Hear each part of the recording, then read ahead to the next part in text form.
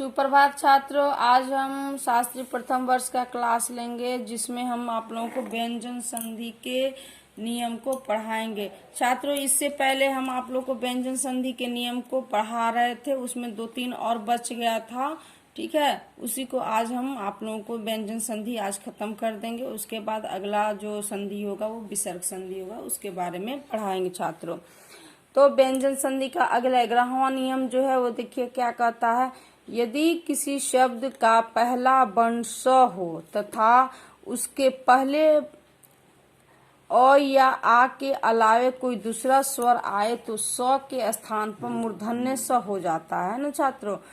तो देखिए ये क्या है कि पहला वर्ण स हो, यानी कि जब दो शब्द जो रहते हैं, जैसे अभी जोड़ सेक, तो अभी है और ये दंत स है, तो ये दंत स क्या हो जाएगा छात्रों, ये इसके स्थान पर मूर्धन्य स हो जाता है। तो इसलिए इसको कहा, इस नियम को कहा कि यदि किसी शब्द का पहला वर्ण स हो तथा उसके पहले अ यानी स्वर वर्ण के अलावे कोई दूसरा स्वर आए तो स के स्थान पर मूर्धन्य स हो जाता है। जैसे अभी जोड़ सेक, अभिषेक है ना छात्रों।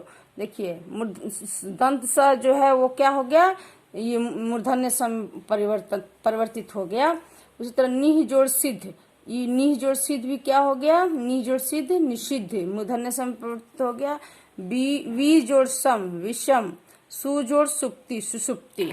ठीक है छात्रों, लेकिन कुछ अपवाद ऐसे कुछ शब्द होते हैं जिसमें कोई परिवर्तन नहीं होता है। जैसे वी जोड़ स्मरण, इसमें परिवर्तन नहीं हुआ, ये विस्मरण हो जाएगा। अनु जोड़ शरण अनुसरण हो जाएगा। वी जोड़ सर्ग विसर्ग हो जाएगा, है ना छात्रों। तो इसीलिए ये 11वां नियम में व्यंजन संधि क्या कहता है कि यदि किसी शब्द का पहला वर्ण स हो और उसके शब्द का पहला वर्ण स होता, उसके पहले अ या आ के अलावे कोई दूसरा स्वर आए तो स के स्थान पर मूर्धन्य स हो जाता है। ठीक है छात्रों, अगला है यौगिक शब्दों के अंत में यदि प्रथम शब्द का अंतिम वर्ण न हो तो उसका लोप हो जाता है ना।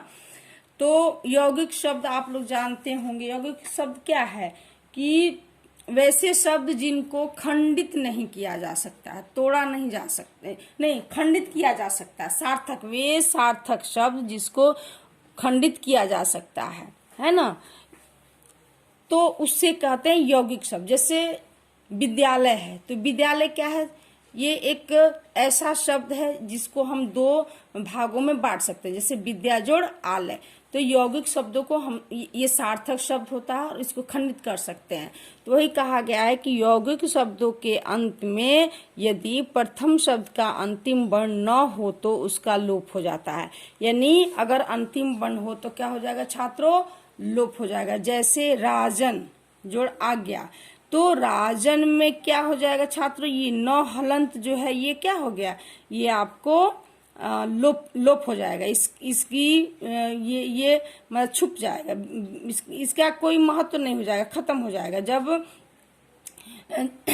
जब ये यौगिक शब्द है ना, राजन जोड़ आज्ञा, तो क्या हो जाएगा, राजाज्ञा, यानी राजा की आज्ञा हो जाएगा। फिर हस्तिन जोड़ दंत, यानी इसमें भी नौ जो है, नौ हलंत जो है ये लोप हो गया इसका, तो हस्ति दंत हो जाएगा। फिर प्राणिन जन मात्र, प्राणी मात्र हो जाएगा। ध्वनि जोड़ त्व, ध्वनित्व, है ना।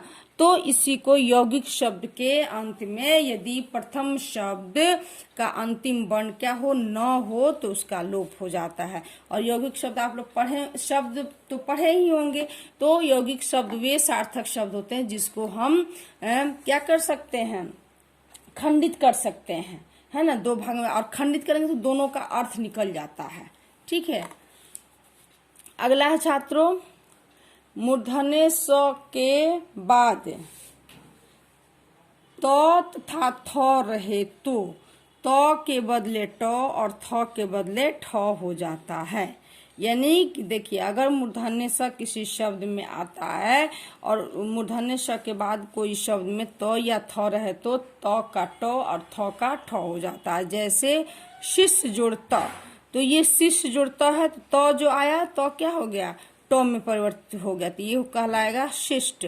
इसी तरह पृष्ठ जुड़ थ है ना, थ क्या हो जाएगा, ठ में परिवर्तित हो जाएगा, तो ये क्या हो जाएगा, पृष्ठ कहलाएगा।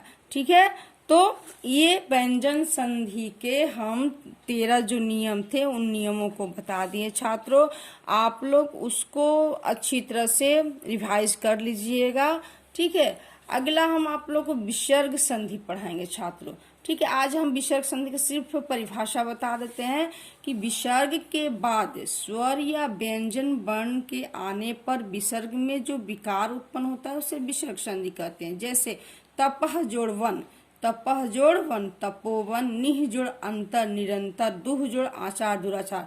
तो ये जो उदाहरण है, तपह विसर्ग के बाद कोई स्वर या व्यंजन आता है तो कैसे दूसरे स्वर में परिवर्तित हो जाता है, व्यंजन में परिवर्तित हो जाता है, इसके भी नियम को हम लोग अगले क्लास में छात्रों पढ़ेंगे। इसीलिए आप लोग कम से कम रिवीजन जरूर करते रहिए और रिवीजन कर लीजिएगा तो पढ़ाने में हमको भी सुविधा होगी। धन्यवाद छात्रों।